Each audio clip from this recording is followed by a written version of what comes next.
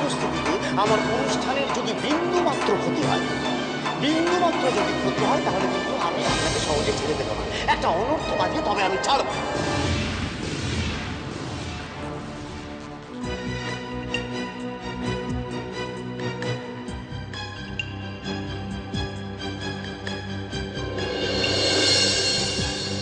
আরে এ তো মহাজ্ঞান হলো।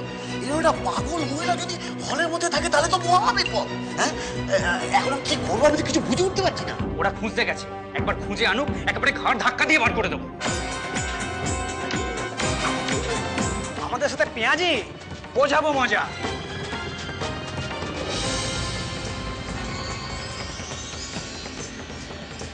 দেখ, সবকিছুর মধ্যে আমাদের ক্লাবের একটা প্রেস্টিজ জড়িয়ে রয়েছে। যাতো পুরো এখান থেকে যা, এখন আমি এদিকটা সামনে নিচ্ছি। যাও, ওদিকে অনেক কাজ করে রয়েছে, যা এদিকে যা। চল, এই চল। হ্যাঁ, কি হলো আবার? দেখুন। আরে কি দেখবো আবার? আরে দেখুন না ওদিকে। এই তো ঋদ্ধি ব্যানার্জি। ঋদ্ধিবাবু, আপনি? হ্যাঁ অবশ্যই, মানে আমার তো আজকে এখানে গান গাওয়ার কথা, হঠাৎ দীপ গাঙ্গুলি গাইছেন কেন? হ্যাঁ, আপনি ঠিকই বলেছেন, আপনার গাইবার কথা ছিল, কিন্তু এর মাঝখানে যে অনেকগুলো ঘটনা ঘটে গেছে। কি ঘটনা ঘটেছে শুনি? বলবো, নিশ্চয়ই আপনাকে বলবো। আপনি একটু আমার সঙ্গে ভেতরে চলুন। ভেতরে আর কি আছে, যা বলার আছে সেখানেই বলুন। না, দেখুন, আপনি একজন শিল্পী মানুষ, আপনার সম্মান রয়েছে। সবার সামনে দাঁড়িয়ে এইভাবে তো আপনার সঙ্গে কথা বলা যায় না। আপনার এখানে গান গাইবার কথা ছিল, কিন্তু এখন আর কোনো প্রয়োজন নেই, কারণ আপনার বাড়ি থেকে এসে বারণ করে গেছে। তারা বলেছে যে আপনি আর গান গাইতে পারবেন না। প্রয়োজন নেই মানে? আমি তো এসব ব্যাপারে কিছু জানি না। তার জন্য কি আমরা দায়ী?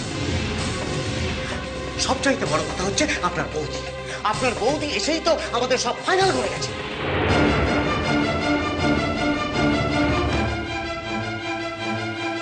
আমার বৌদি এর কথা বলেছে? উনি তো বলেছেন আপনি পাগল। আমি পাগল নই। এই মতো পরিস্থিতিতে আপনার সঙ্গে এই সমস্ত বিষয় নিয়ে আলোচনা করবার সময় এখন আমার নেই। এখন আমি কি করি? আর কি করবেন? এখন যতক্ষণ না আমাদের ফাংশন শেষ হচ্ছে ততক্ষণ এই ঘরে আটকে রাখুন। যদি সত্যি রাজা চলে যায় তাহলে কি করবো আমি?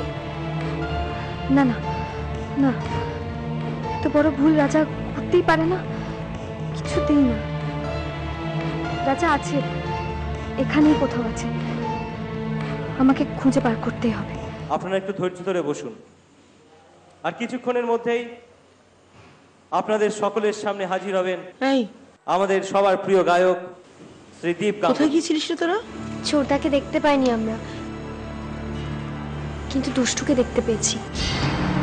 আপনারা একটু ধৈর্য ধরে বসুন, আজকে এত লোক আর কিছুক্ষণের মধ্যেই দীপ গাঙ্গুলির গান শুনতে আপনাদের এখানে সকলের এসেছে। সামনে হাজির হবেন এতে তো আজকে রাজার গান শুনতে এখানে আসার কথা ছিল। শ্রী দীপ গাঙ্গুলি। আর আজকে রাজা যদি এই এতগুলো লোকের মাঝখানে গান গাইতো, তোমার গর্বে বুক ফুলে উঠতো না?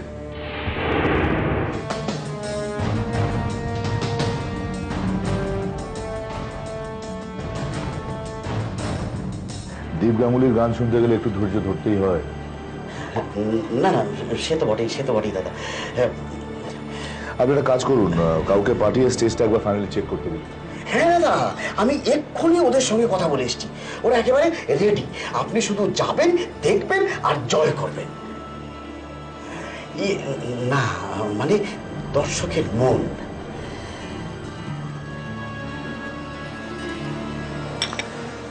চলুন।